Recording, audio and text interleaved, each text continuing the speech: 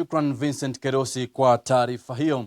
Tukisalia kwenye masuala ya siasa, ni kuwa naibu wa rais Kithure Kindiki sasa anasema katu hatajihusisha na majibizano na viongozi wa upinzani, akisema kuwa anazingatia kikamilifu kutekeleza ahadi za Rais William Ruto kwa Wakenya.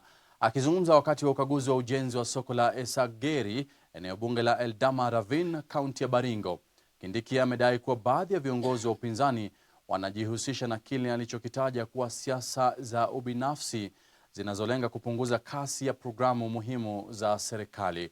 Matamshi yake yanajiri huku viongozi wa upinzani wakiongozwa naye mtangulizi wake Rigathi Gachagua wakiendelea kumshambulia kisiasa.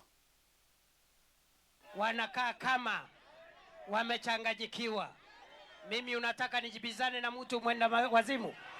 Nijibizane na watu wamechanganyikiwa? Nijibizane na kila mtu ambaye anatusi sisi? Waendelee na mambo yao, tutawanyorosha. Dawa ya siasa sio kelele. Dawa na kiboko ya siasa sio kuongea sana. Ni kura inapigwa, mmoja anashinda, mwingine anashindwa. Hawa jamaa wataona siku mrefu next year. Wakifika hapa, kabla waanze hiyo Kiingereza yao, kabla waanze matusi, uwaulize, wewe Kalonzo Musyoka ulikuwa vice president miaka 5, tuonyeshe project moja ambayo ulitetea ukiwa naibu wa rais wa Kibaki hapa Esageri. Kuna project walileta hapa? Waliwahi kufika hapa wakiwa kwa mamlaka? Waliwahi kufika hapa?